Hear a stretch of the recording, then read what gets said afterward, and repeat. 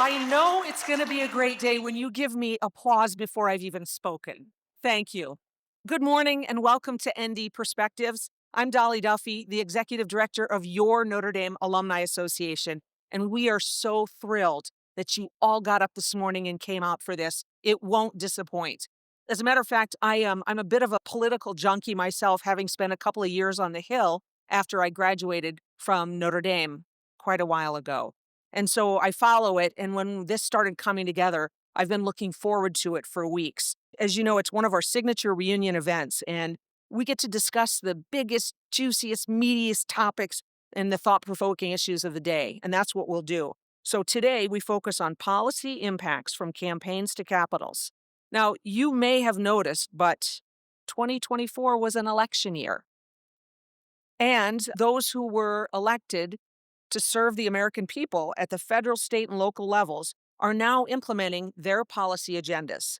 So today, with the help of our experts, and they are really impressive experts, we will focus on the direction the policies and politics are taking us.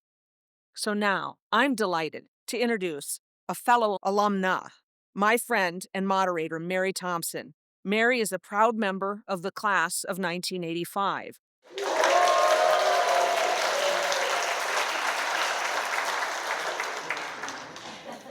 Mary has spent 26 years as a broadcast journalist for CNBC and Bloomberg.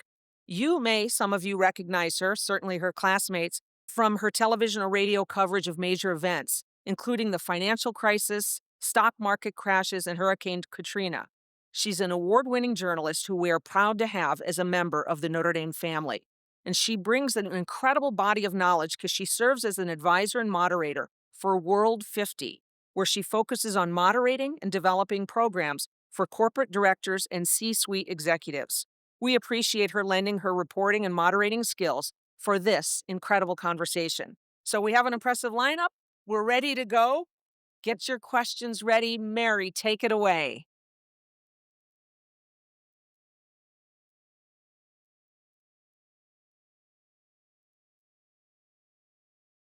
Good morning, everyone, and thanks to class of 85. Look at this. Yeah. We're well represented today. It's wonderful to be here. It's always wonderful to be here on this campus, and especially when so many of us are celebrating important milestones, me and my colleagues, of course, celebrating 48 years, but of course the rest of you as well. Thanks for joining us. You know, one of the things that I think of whenever I come back to Notre Dame is how fortunate I was to have been educated here, and also to have the opportunity to continue that education with forums like this and all the wonderful online opportunities that Notre Dame continues to offer the alumni group. So I hope you take advantage of those, but also take advantage of what's going to happen today. As Dolly mentioned, we have a great lineup. We've pulled from our alumni network and our faculty network. And so while I'm going to ask questions again about the impact of policy for the first 45 minutes, we're going to leave about 15 to 20 minutes for you to ask questions. And so just to give you an idea, we have mics set up on either side. Oh, here we go. On either side of the stage here. So when I conclude the Q&A, I will invite all of you to come up, or whoever has a question to come up and ask your questions one by one. I just ask that you be mindful of the other people who may want to ask a question and hand the mic over after you have asked your question. So get ready, get those questions ready. Our group is certainly excited to hear from you and hear what you want to hear from them.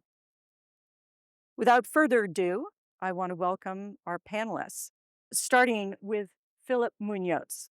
Philip is the Tocqueville Professor of Political Science and a concurrent professor of law. He is the founding director of the Center for Citizenship and Constitutional Government here at Notre Dame, and he is focused on the themes of religious liberty and the American Constitution. He's also an author of God and Founders, Madison, Washington, and Jefferson, and the author of Religious Liberty and the American Founding. Please welcome Philip Munoz.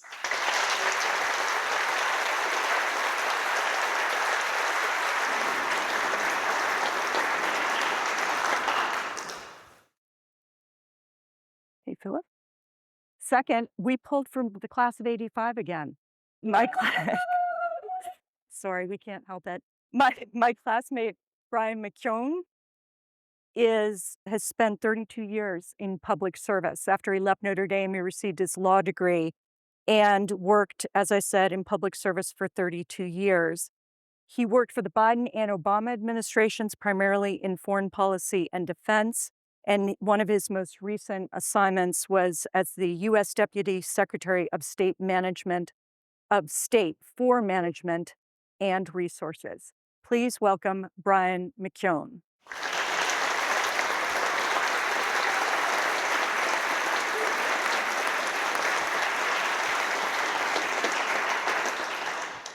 And finally, we are delighted to welcome Dean Mary Gallagher to today's session. She is the Marilyn Keough Dean of the Keough School of Global Affairs, and she's a recent, I guess you could say, addition to the Notre Dame faculty. I think we may have gotten her through the academic portal. I'm not sure if there is such a thing, but she comes to us after 24 years at the University of Michigan. She is, of course, a political scientist, and her research focuses on Chinese politics and U.S.-China relations. She, too, as you would expect, is an author. Among her books, Authoritarian Legality in China, Law, Workers, and the State, and Contagious Capitalism, Globalization, and the Politics of Labor in China. Please welcome Mary Gallagher.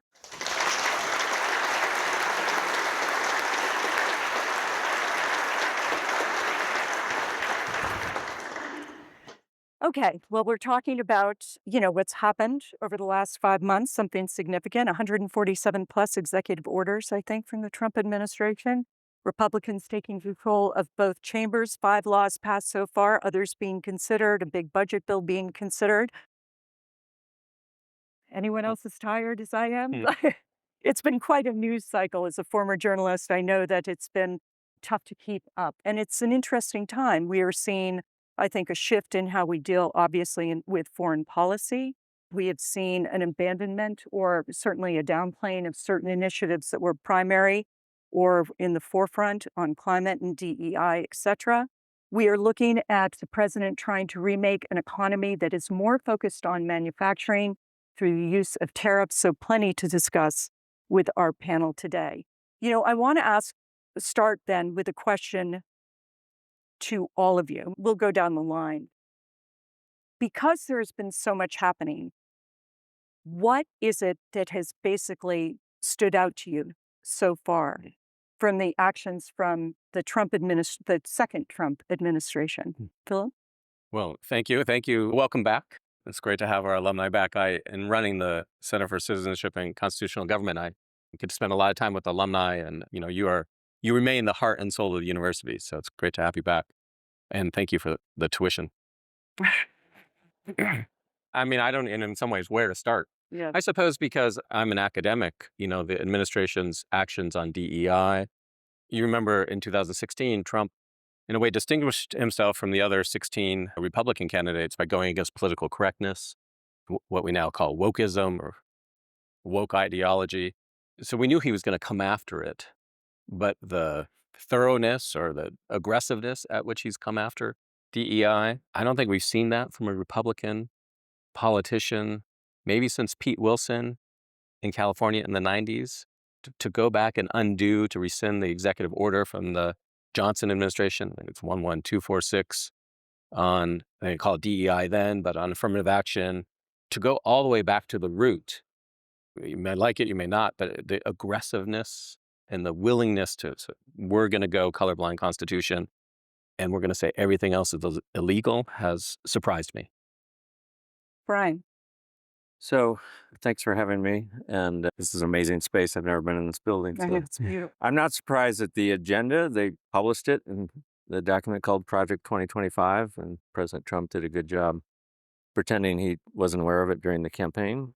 But if you see what they've done and you go look at summaries of the document or read all 900 pages, they're following the playbook.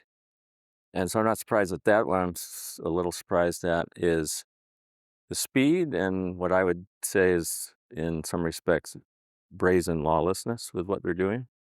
So they took down and dismantled in whole or in part several government agencies, the U.S. Agency for International Development, Consumer Financial Protection Bureau, which was set up after the 2008 financial crisis.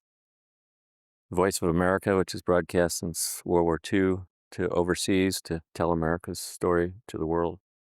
Several other small agencies, government you probably never heard of.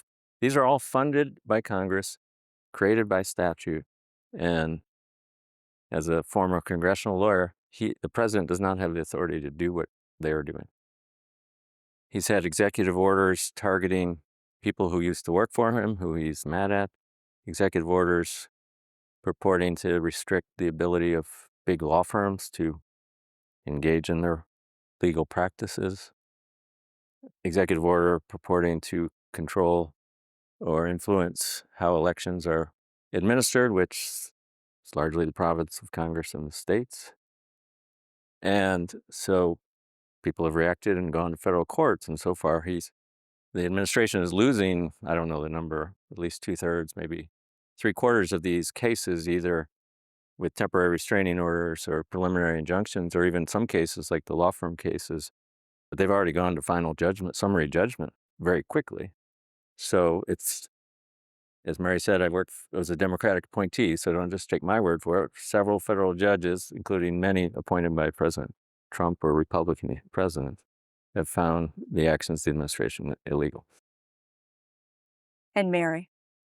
So I'll go to the foreign policy aspects of it, since this is mainly what I study. The things that are most remarkable to me and most, I guess, concerning, since I'm not sure what the end game is, it's still pretty early. First would be the attacks on the traditional alliances, the traditional members of the alliance, NATO, of course, and mostly in Europe. I think East Asia has been a little bit more protected because of concern about a rising China. But the way in which Europe has felt very clearly that they're being abandoned by the United States for various reasons related to funding of NATO and related to the war in Ukraine. So that's the first, and then related is the way in which we see the dismantling of the global trade regime with the use of tariffs overwhelmingly, including 10% tariffs right now, I believe, on every other country, including countries we have free trade agreements with, and including countries like the UK, where we have a new trade agreement. So these are two really important post-World War II institutions that I think probably lots of Americans had issues with, or had concerns about, or worried about the amount of money that the United States pays for its defense and the defense of other countries. So in need of reform, I'm not sure what replaces these institutions, and what is the broader strategy of the Trump administration to replace these institutions with some other kind of world order that doesn't put the United States in a position of being isolated, or that doesn't put the United States in a position of being weakened. I think it would be impossible for the United States to retract from the world.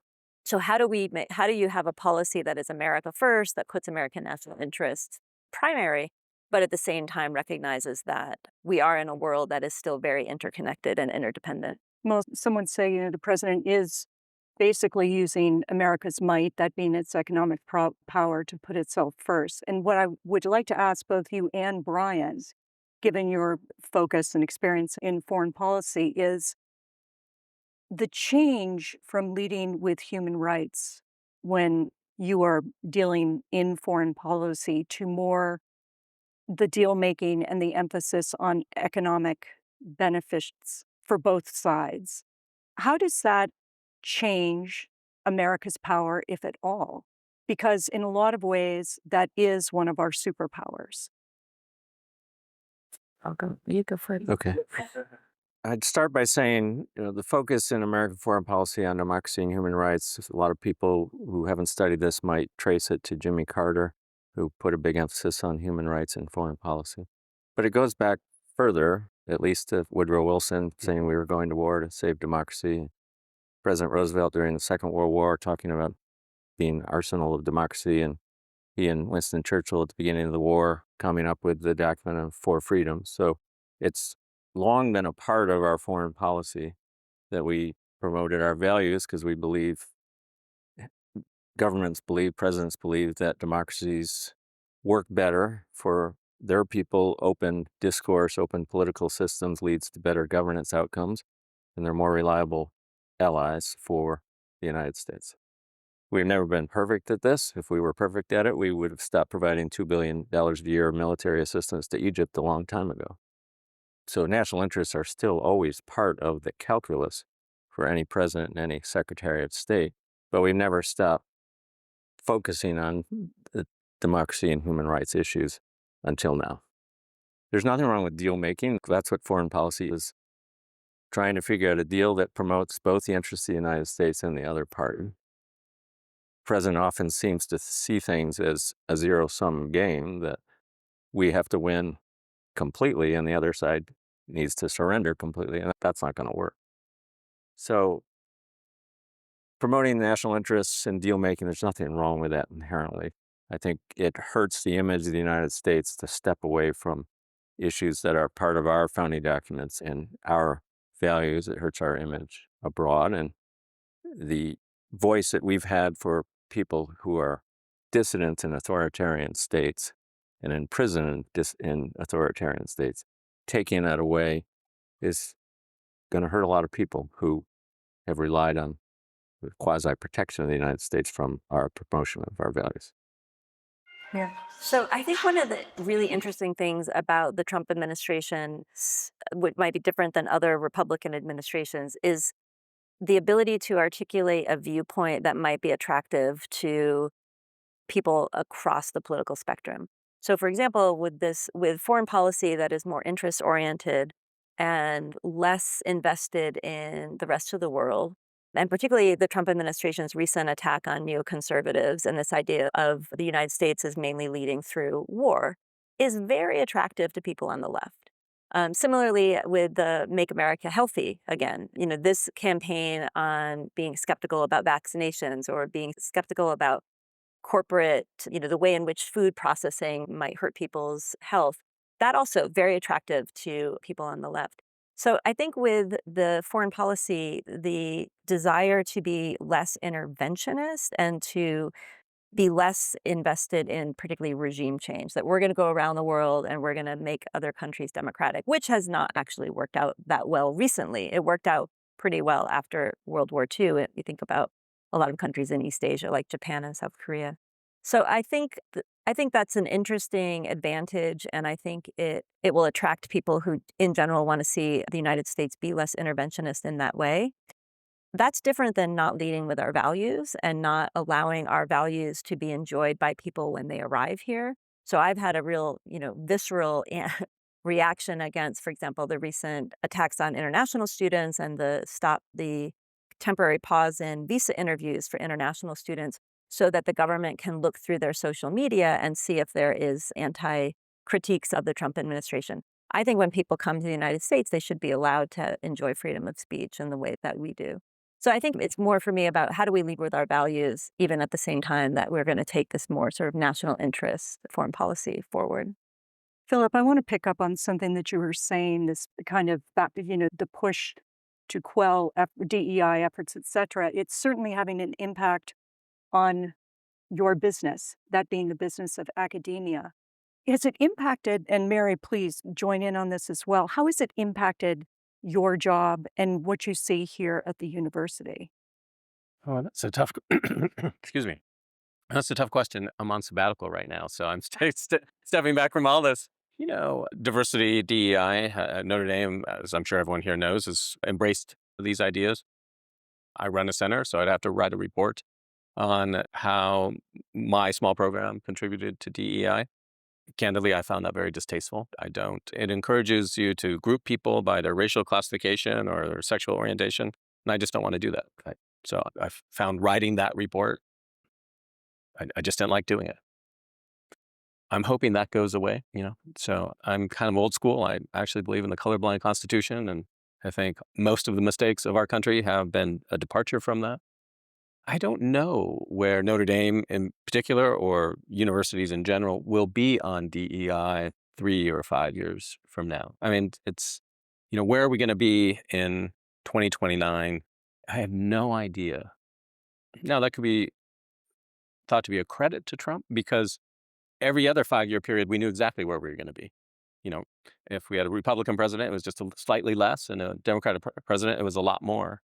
And Trump has really put put the idea of DEI in the arena in a piece saying it's illegitimate. I think that's a healthy conversation to have, but it's not altogether clear. Look, most people at most universities, including Notre Dame, don't like what he's doing. So we'll see if it sticks. I think there's the other element that it's being used as a cudgel to change higher education. Look, higher education. It's hard to know what his end game is with higher education. What does he want Harvard to do? What is success in the Trump administration regarding Harvard or Columbia or universities in general? I don't know. I don't know what their end game is. Elite universities have acted like partisan political actors for a number of years. And if you act like a partisan political actor, you're going to be targeted by partisan political actors. It's not that complicated. So I'm not particularly sympathetic to Harvard. I don't really like I don't want the federal government telling private universities who they should hire. I don't believe that's the role of the federal government. But look, you got to be more responsible. And these universities haven't been responsible. Mary, you said there are actually day-to-day impacts on what's happening within higher education. Can you just explain to the audience what you're seeing here and how it's impacting your students, faculty members as well? Yeah, so just on the DEI, and I haven't been at Notre Dame long enough to know how it's, how it was rolled out. And I was at a place like at Michigan where it was, very important and was heavily criticized recently and has been completely unraveled and dismantled. The way I think about it is in terms of how we hire faculty, for example, is that it's not about choosing people based on their descriptive representation on the group that they belong to or groups, but rather that we make the pool as competitive and as large as possible. And that does have something to do with being more inclusive in terms of making sure that the way in which we advertise for the job, that everybody knows about it, that we call our networks and get people to apply for it. And I think that can often help people who traditionally have been underrepresented in academia, including women, including people of color. But that's different than a lot of what the DEI was doing at universities. And I think there was certainly a sense of overreach and a sense of it becoming too important to the hiring and admissions. And I think universities are, even before these attacks, were already dealing with that for sure. Just to be candid about the impact at Notre Dame and the impact at the Keough School of Global Affairs is that so far Notre Dame has lost about $31 million in federal grants. 21 million of those, give or take, have been at the Keough School of Global Affairs. So we bore the brunt of the cuts. But not because of DEI. But not because of DEI. Well, no, not because of. Sometimes things would get caught because, we have something that was called transnational and it got flagged by AI as being about trans. We all have funny examples to talk about regarding how AI made these executive orders very hard to understand sometimes. There was one about molecular orientations that got flagged in biology because it had orientation in it. No, so we were hard hit. 2/3 of the funding at Notre Dame being terminated at the school was mainly because of USAID and because of Department of State grants that went to global development, which is one of our big focuses. So poverty, education, public health, reducing gang violence. So things that I would have argued all fit in with the U.S. foreign policy that makes us safer and more prosperous. But because the attack on foreign aid was so overwhelming, it just completely decimated what we were doing.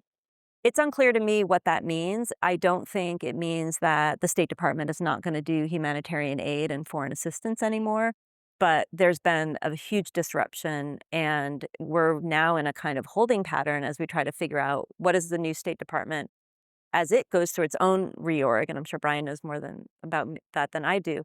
What does that mean for what's going to happen in the future for foreign aid? And how do we get back to doing those things? Yeah, I'll just say quickly on this.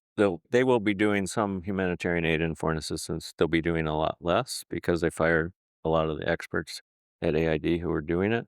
But they've also broken trust with all the partners overseas in the foreign governments and implementing partners in U.S. NGOs by what they've done. So people move on. They've attacked essentially an entire sector in the United States and the assistance world with NGOs and contractors who did a lot of the work overseas. And so you can't just rebuild it. People have to go get other jobs. They're not going to wait. So, just in keeping with the theme of academia, we are seeing cutoffs to research across the board, not necessarily in whatever is considered some woke policies. What do you, how do you see this impacting not only academia, but the U.S. economy as a whole? Anyone want to So jump in on that one? I'm happy to start, but I've been talking too much. The federal funding to universities obviously benefits the universities, but it wasn't really the university's idea to start this partnership. It started under FDR at the end of the Second World War to promote basic research, which companies generally don't do. They do applied research. And so the federal government can take risk. And so it's a public-private partnership where the government is asking universities to do basic research in life sciences, medical fields, AI, what have you. And it's the heart of our innovation economy. So I just read an op-ed. It's no secret that the Silicon Valley type companies are in Northern California and Massachusetts, where our leading universities are. And so the administration, in my view, is shooting itself in the foot with this. And I don't really, as Philip said, what is the goal and what is the point for our economy? It obviously hurts universities, but I don't really understand the strategy. Yeah, so the economy and on universities with students, we also see more recently in the news attacks on how many international students universities have. So, and this was a focus this week at Harvard. So, international students at American universities right now, there's about a million, I think, slightly over a million international students that come, to Ivy Leagues, to big publics, to places like Notre Dame. And they are a hugely important part of the local economy. And if you look at state by state, it's one of the main service exports. It's counted as a service export because they come here, pay tuition, and then also live, buy cars and go to restaurants and all that. So it will have if is this pause and next year we see a big drop in the number of international students who get visas, we'll see the impact, in South Bend, in Ann Arbor, in Madison, Wisconsin. We'll see those impacts. Again, what's the long-term strategy? I don't know. I think this has been very important to science and technology. The top groups of students still in the United States, China, India. Well, now India is actually larger than China just in the last couple of years. South Korea. We're attracting a lot of students into STEM from these places. I think there is perhaps a need to have a discussion about should there be, given that universities up until now have been largely tax exempt, should there be a limit on the proportion of international students, right? Most state universities already have limits for you need to have certain number of students from that state. Should we also be thinking about restrictions on the number of international students? Maybe that's a good debate to have and think about, Harvard right now is 27% of its student body is international. That's pretty high. I don't know. Is that too high? Is that too low? I think that would be helpful and it would be much more constructive than what I see now, which are very sort of arbitrary and capricious decisions that send a message to the rest of the world, the smartest people around the world, that we don't want you here. Maybe just a small point, and I agree with everything that Brian and Mary said. The funding, so the federal government doesn't just fund the hard sciences, though it funds the humanities and social sciences, and there's a real loss in the absence of funding there. But there has been, I think, a cost, or Republicans would see a cost, conservatives would see a cost, in that it provided sufficient money that, candidly, to fund things that parents and students were not particularly interested in. If you're a business, you have customers. Who are our customers? And I hate it when we talk about students as customers. But when the federal government will fund your research and you don't have to worry about parents or students being interested, I think that allowed for a certain ideological creep. You could always get money from the NEH or NEA, and no one's really paying attention to that. And I think part of the ideological imbalance in our universities, and the ideological imbalance is really in the humanities and social sciences, and not so much the hard sciences, is because there was money available to fund things that most Americans weren't that interested in. And I think that's actually part of the problem. And maybe that's what the administration is targeting. I mean, I'm worried as, I'm on the humanistic side of the social sciences. I'm sort of worried that the real scientists are going to say, hey, we're suffering because of what you guys are doing. And they're not wrong on that.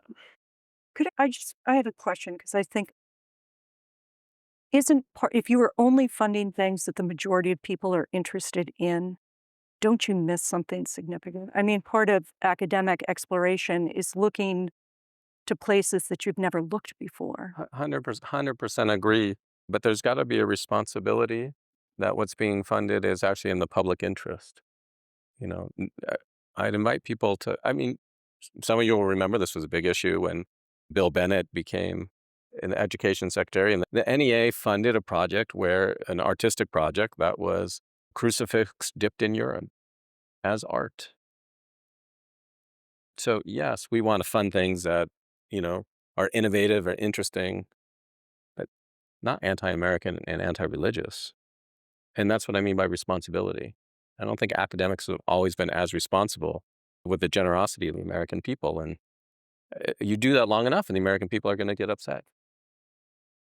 I have a question to follow up on something Mary said is that if the US is saying it's no longer open to the best and the brightest, who benefits from this?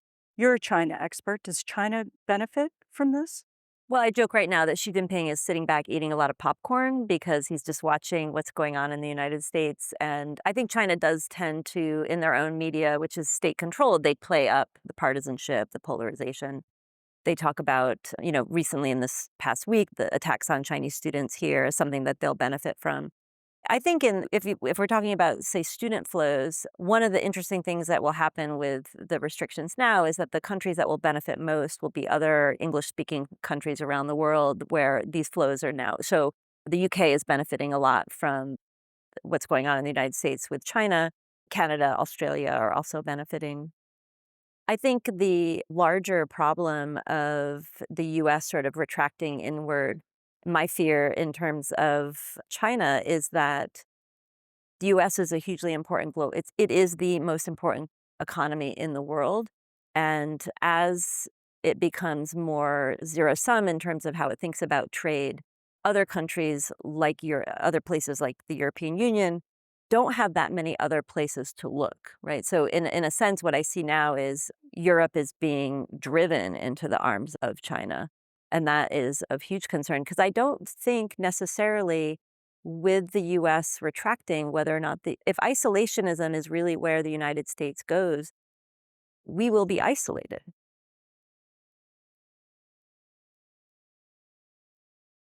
Philip, I want to ask you quickly. The administration has been challenging a number of legal precedents that link to checking the power of the executive branch. What concerns you about the potential shifts here could happen? Well, yeah, the Trump administration, as everyone here knows, has been very aggressive in its understanding of executive power. I mean, there's a precedent that looks like the Supreme Court is going to overturn this is like going to class here. This is to get in the weeds, called Humphrey's Executor. It's the way that independent agencies have been protected, right? So think of all the alphabet agencies, the National Labor Relations Board, et cetera. I mean, there's hundreds of them. And we call them independent agencies. And who are they independent of? Technically, they're in the executive branch, but they're supposed to be independent of politics. This is how we get expert rule. Those agencies don't sit so easily within the Constitution. In the Constitution, there's legislative power, which Congress has. There's executive power that the president has. There's judicial power. There's not independent power, right? This goes all the way back to the 1920s and 1930s, especially the New Deal, and then was turbocharged during the Great Society in the 60s. The idea of experts. And the Trump administration, somewhat to my surprise, is really going after the idea that there should be independent agencies. The biggest or most important independent agency is the Fed. Seems like the Supreme Court is going to say, don't touch the Fed. But the other independent agencies must be subject to presidential control. To say an agency is independent of the president also means it's independent of the American people. Because we can vote for the president, but we don't get to vote for the head of these independent agencies. This is a big question in constitutional law. This is another example of how Trump has been, not Trump himself, but Trump's administration has been very aggressive to roll back a sort of progressive notion of constitutionalism, expert role. expert rule and to go after the administrative state. And I think the Supreme Court's going to actually, this I think is going to be a win. I think you're going to have a 6-3 vote or a 5-4 vote saying the Fed is special. Roberts has made clear that, but these other independent agencies have to be subject to presidential control. So just put a quick finer point on it. Most of these agencies are commissions, which by statute have Republican and Democratic appointees that go through the Senate. So that's kind of the check initially. Trump has fired the Democrats on a lot of these commissions. And you're right, the Supreme Court has hinted it's probably going to overrule Humphrey's executor and have this carve out for the Federal Reserve, which honestly, I don't understand what the principled argument would be. There is no There principled isn't. argument there, no. It's definitely not. I'll stop because I'll say something wrong. So just as a heads up to the audience, we just have 2 minutes left in our Q&A. So if you do have a question and want to start lining up, please do, because we want to hear from you. But I'm going to end with a question that we were talking about before we came on stage, all the panelists, and that's about AI and how it is impacting, your world as you know it. So I'd love to get, thoughts from each and every one of you and how the administration's embrace of AI as, I think, a leading tool in trade, et cetera, how this is going to benefit us and protect us, or possibly how to hurt us, whatever side you're on or whatever view you have. Anyone want to jump in and I can start? start with just on the national security and the importance of AI. I mean, it's almost as if we're in like the beginning of the discovery of the use of nuclear weapons, right? And there's a competition right now, mainly between the United States and China on dominance in AI. The United States still leads. China is catching up quickly. A lot of what China has done has been through access to technology from the United States or from countries like Taiwan, places like Taiwan, countries like Taiwan, whatever you think Taiwan is. And so more recently in the press, DeepSeek, this was a Chinese AI that seemed to not need as much energy and not need as much capital. So the competition, I think, is making it such that we can't ignore AI. We have to compete like we would have to compete in an arms race. But the fact that China and the United States are decoupling so quickly, it also means that there's not a lot of debate and discussion about how do we manage the use of AI through some sort of arms accord, right? That we just say there are certain things that, AI is not going to be allowed to do.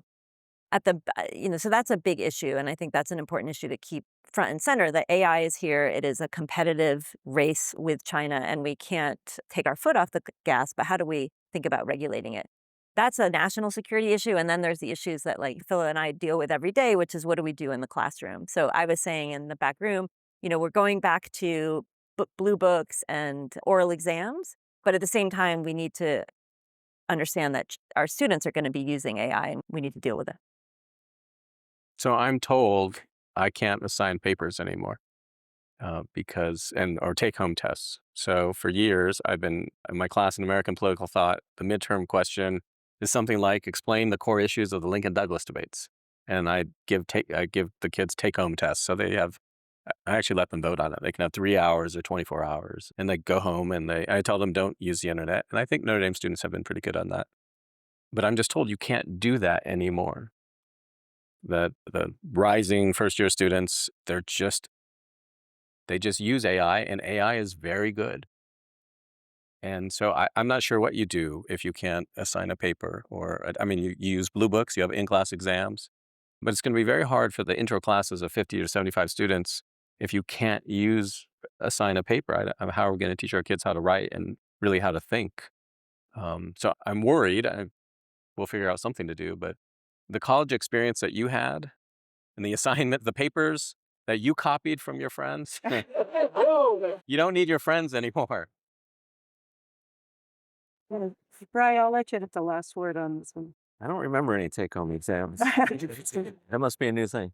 It's going to change the face of warfare and how we think about it. When I was in the Pentagon for 2.5 years at the end of the Obama administration, and we were starting to wrestle with something called autonomous lethal weapons, and how you would ensure if we had autonomous weapons, there were still humans making the decisions. It's 10 times more complicated now, I suspect, in trying to sort that out. And AI is still, in many respects, pretty nascent, and it has a lot of imperfections. But people are going to have to get their arms around how they deal with it, because it's coming and it's going to change the way that we undertake military activities. All right, that's great. Thank you. And so now we want to turn to the Q&A from the audience portion of this. One thing I just want to note, I want to repeat that if you do have a question, if you just ask one and let the people behind you have their chance as well. If you would start with stating your name and your class, it would also be helpful. So I am going to start to my right. Thank you. My name is Danny Richter. I'm from the class of '05, and I wanted to bring the dollar as the world's reserve currency into the discussion, because I think that has some interesting tie-ins with our geopolitical heft and what we might be losing. I think it ties in with the reconciliation bill and what's possible. So I'm wondering if you could, the talk has been that we are at risk of losing that exorbitant privilege. And so just for the panel to play out a little bit about what do we gain by that? What do we risk losing if we lose that exorbitant privilege? Thank you. I'm going to point to Brian on this one, and then anyone else who wants to jump in, because we were talking not only about that the dollar, again, at least from the administration, they want to weaken the dollar, but also how crypto might play in that in the future. So Brian, I'm going to start with you, and then I see Mary's eyes light up, so jump in. Yes, from a foreign policy, national security perspective, not just the economic side of it and trade, but we have used our strength as the dollar as the international currency as a foreign policy tool to impose sanctions against foreign countries whose behavior we didn't like, and they've been used extensively against Russia for its invasion of Ukraine through the Department of Treasury, using the same authority the president's been using for the tariffs. The 1977 law called the International Emergency Economic Powers Act. And so if we lose that strength of the dollar, our ability to influence countries' behavior with financial sanctions will almost certainly be weakened. So, yeah, also not my area of expertise, but just in regards to US-China competition, the weakening of the dollar, one of the reasons why the Trump administration wants the dollar to be weakened with this idea of a Mar-a-Lago Accord and some sort of agreement with friendly trading countries, assuming they say friendly, is that weakening the dollar will allow more manufacturing to come back into the United States. And I think that when we think about manufacturing coming back into the United States, I think that is absolutely should be a priority of any administration. But to think very clearly about what type of industry, what is our labor force would support, what is with AI, with automation becoming more and more dominant in many industries, will bringing manufacturing back actually help with issues related to employment and related to industrial decline and things like the fentanyl crisis in parts of the country. And I don't think it's not clear to me that weakening the dollar will really drive a lot of manufacturing back into the United States unless we use industrial policy as well. So, it's interesting. So one of the things that I think I'm really struck by right now is that Xi Jinping, the general secretary of the Chinese Communist Party, the leader of China, Donald Trump and Joe Biden were all stuck in a kind of 1950s mode of we need to have heavy industry and manufacturing. And that's true to some extent. It's true for supply chain resilience. We all saw that during COVID. It's true for military conflict. There are ways in which our supply chains are not stable and secure because of globalization. At the same time, I'm not convinced that weakening the currency will drive manufacturing back for a lot of reasons. And I think we ignore the things that Brian is talking about, the enormous privilege that we have with the dollar being the dominant currency. I think we're going to do a little bit more of a quick fire here so we can help get to the questions. Right over here again, name and class, please. Good day. Paul Valeri, class of 1970.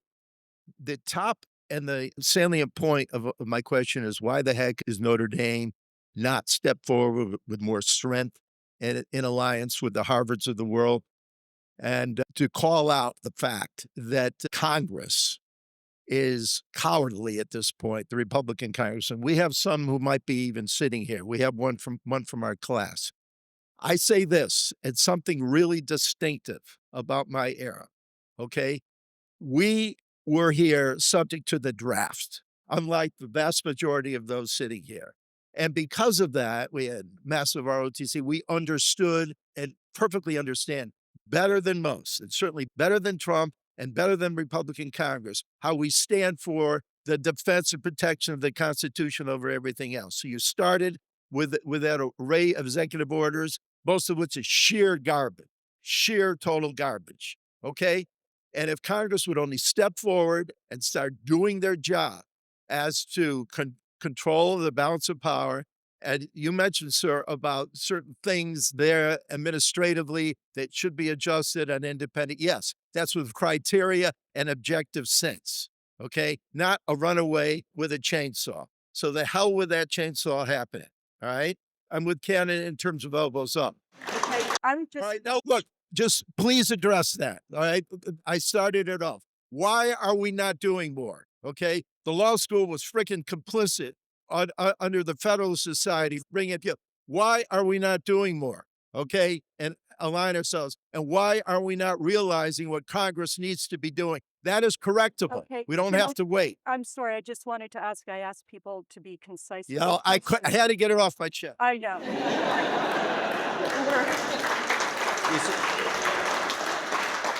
The short answer is Congress has really abdicated its lawmaking responsibility. And I mean, that's a bipartisan issue, and I think it would be, as Brian alluded to, Congress creates agencies. If Congress thinks they're no longer needed, they should shut them down. It's congressional inaction led Obama to do DACA. Congressional inaction led Biden to do student loans. Congressional inaction is leading Trump to do all sorts of things. So we have a dysfunctional Congress. It's a real problem. It's true. What Notre Dame is doing vis-a-vis Harvard, I expect. I certainly wouldn't know, and That I just might wouldn't be know. something the administration have to ask should address as yeah. opposed to asking the professor. But not everything's going to be in the public either. There was right? some letter that 400 or 500 university presidents have signed in the last month. I can't remember what it was focused on, but it was essentially a defense of universities and academic freedom. I don't think it was linked to Harvard. You may know. Yeah, that was the letter. Constructive engagement, I think, was, and it was, it was one of them that the Dana signed. I also have to say, and this is, I'm speaking more as my own personal opinion. I've seen it a little bit at Notre Dame, and I think this is broadly the case of why it's not just most universities right now are not sticking their necks out. Harvard is sticking its necks out because it was getting cut off. I mean, so it was directly targeted.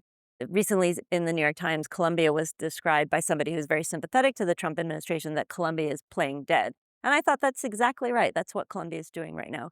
I think it's very difficult right now for universities collectively to do something when public trust in universities is quite low. There's no election coming up in terms of, making a big statement. And universities are standing up through the courts. Notre Dame is a party to some of the lawsuits around the loss of federal funding. Notre Dame is not accepting the cut in F&A indirect cost on research grants, which the Trump administration has tried to cut to 15%. So we haven't accepted that. And I think we are trying to advocate for our students very strongly, particularly our international students.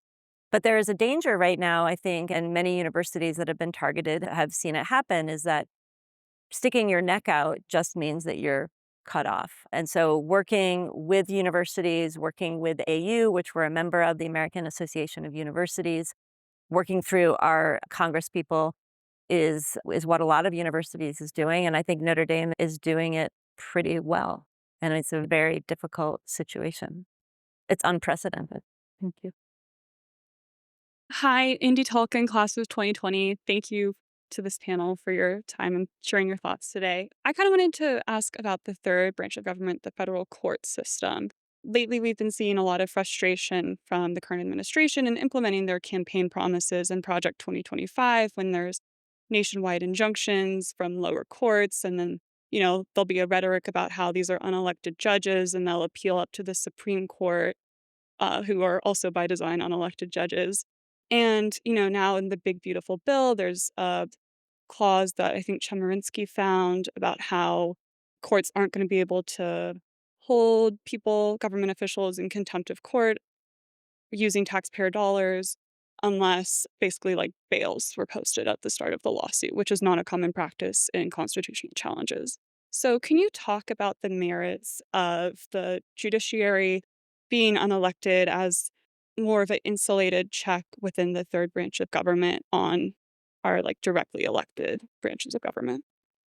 I mean, I can take that. I mean, this is an answer I'm sure almost everyone here could articulate themselves. Look, the federal judiciary is supposed to uphold the Constitution, and that's their role, and that's what they should do, and that's why they're unelected. The idea is that we, the people, in our most sovereign capacity, legislated the Constitution. That is our sovereign will until we change it, and the judiciary is there to uphold the Constitution.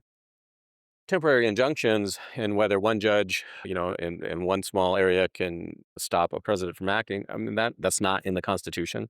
It's a judicial rule that could be changed. People were complaining about it during the Biden administration when judges were stopping what Biden was going to do. I think we'll probably get some sort of change. What that change is, we'll find out. It could be that judges, if they do a temporary injunction, it just applies to the parties at hand, not nationwide. But yeah, we'll see. It's hard to know. But it's not a constitutional rule, and it can be reined in.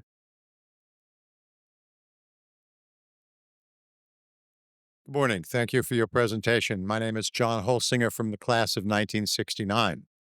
Paul seemed to express some of what I was going to express and ask, and you seem to have answered some of my things. But I'd like to preface it by saying I listened to Father Dowd's inaugural address from last September, I believe it was, before the change of administration. And he talked about bridge building, he talked about Christian value, and he talked about the university and us standing up for those values. And it seems to me that some of what you've been talking about today, about the administration's actions, particularly with immigrants and people with visas, canceling them and whatnot, it seems to me that there is something that we as Notre Dame grads and the university itself can do to stand up as bridge builders and do something to help the current situation. Now, you may well have already answered that by saying you can't respond on behalf of the university and the board, but the question is, what could we all, the university, and I'd like to see the university take a more public stance on some of this, but what could we all do? Thank you.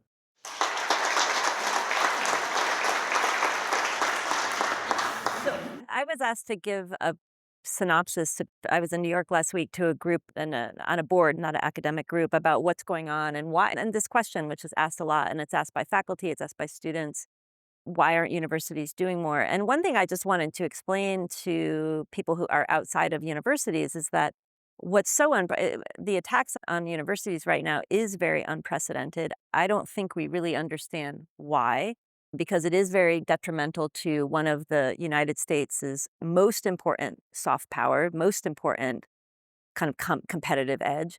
But the levers right now that the administration has are very immense. And the uncertainty, coupled with the uncertainty that we see in, say, the markets or that we see with name, image, and likeness of athletics, there's so much uncertainty. I think universities are trying to figure out what is the best strategy. This idea of Columbia basically rolling over and playing dead like a possum. Like my dog finds possums in the yards. I know exactly what Columbia is doing.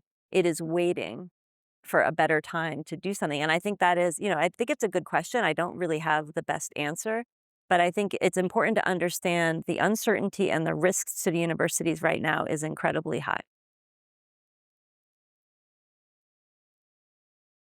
Hi, Lou Chiarella, class of 85. So there's a common saying that good policy makes bad politics, and and good politics makes bad policy. You've asked a number of times, Brian, you guys said you're not sure what the end state, the end goal of a certain policy is. Do you think it's just effective politics is the goal? It's interesting. Look, the universities are an easy target, right? The public confidence in universities has plummeted. Oh gosh, I had these statistics on my head. It's something like 68% of the people think American universities are going in the wrong direction. The percentage of American people that said universities, these are Gallup polls last year, percentage of American people that said universities are not looking out for the interest of the country is around 50%. Among Republicans, it's way above 50%.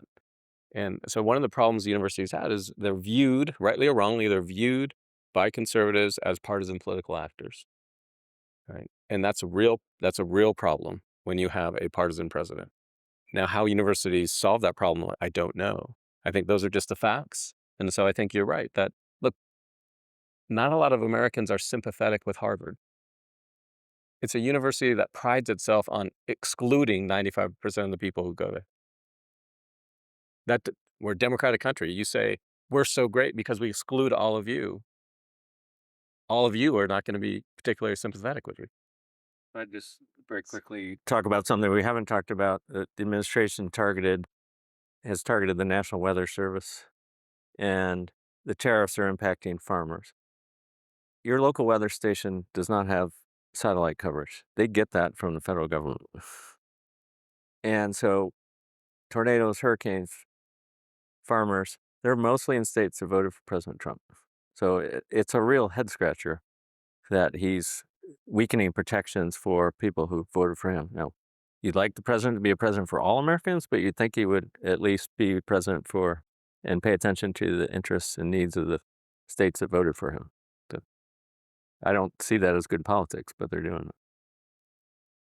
So, unfortunately, we're running out of time. We have time for one last question. So, because I've been going back and forth, I apologize to the people who had lined up. But one note before we go, we do invite all of you back to a reception where you can speak to the panelists after this is concluded. But please, last question. Sorry, I'm not very tall, so hopefully you can hear me. I'm Tina Nerona. I'm the class of 2010. I'm actually registered as an independent voter because I've always said, depending on the person who's running, I won't necessarily vote based on party alone. Not a fan of a lot of what's happened. A lot of it goes directly against my personal values. But I think what I'm struggling with right now is I know a lot of people, over 50% of our country obviously voted for Trump. So there's a lot of good people I know that went in that direction. A lot of people I know that voted in that direction that I think actually have the same core values. But I'm struggling to figure out how do I make a difference, like as a private citizen, and then just thinking larger about, hey, this is a huge population of alumni that also has my values. So just curious as to what you found is like, how do you feel like you can make the most positive difference, either as a collective group or as a private citizen right now? There's a class I teach here at Notre Dame. It has a terrible title. It's called Constitutional Government and Public Policy. And what we do in that class is, I know I should change the title. We take every hot button political issue.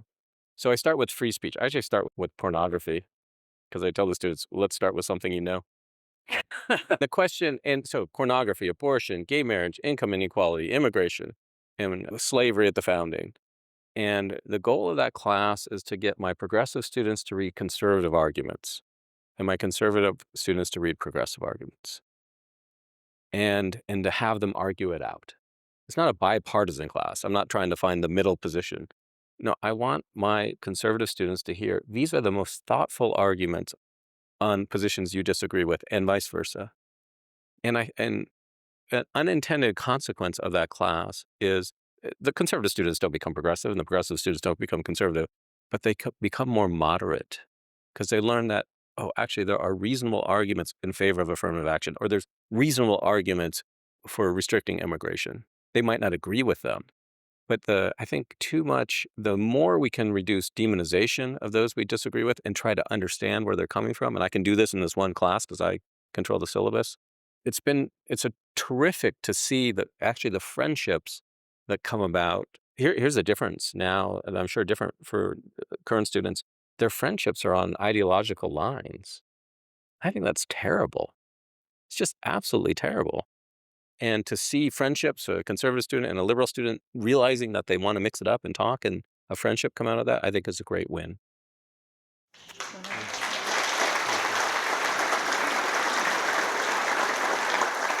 So what I'd say quickly is, as a citizen, you have a voice and a vote, and members of Congress face re-election every 2 years. And I worked for a member of the U.S. Senate for 20 years, and I can tell you who's a lot more focused on constituent interests the last 2 years of his term. And it was Joe Biden, by the way. And so there are a lot of members of Congress who are in gerrymandered districts, and they're going to get reelected whatever happens. So they may not listen to you, but if you live in a swing district or a district that is fairly close, your voice and the voice of other your friends and family is going to matter. They are going to listen. So pick a cause, pick an organization to support, and either donate or donate your time. It's the most important obligation we all have to be part of this country as citizens. Well, I'm new to Notre Dame, so but I came from a university that is in a town that people joke as the People's Republic of Ann Arbor. So not a place that conservative students felt very open about their views. And in fact, once teaching on healthcare, I had a student come at the end of class and say, "I'm a conservative." Like he had to whisper it. And I thought that was really interesting that he didn't feel comfortable talking about his views in front of his peers. And I think that is something that Notre Dame actually does a lot better. It probably is not perfect, but it does it a lot better than a lot of universities.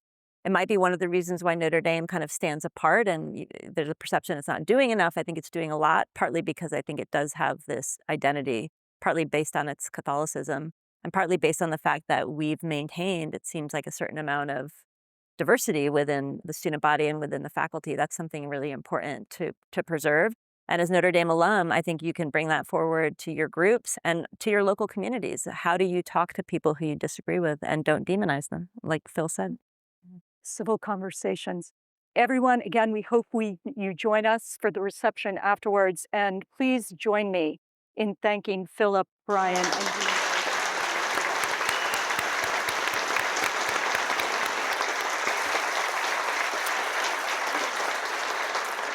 And please join me in thanking Mary Thompson and also wishing her a very happy birthday.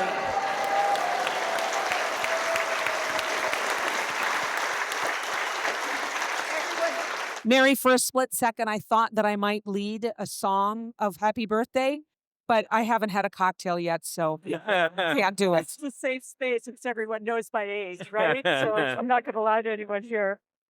Yeah. Thank you.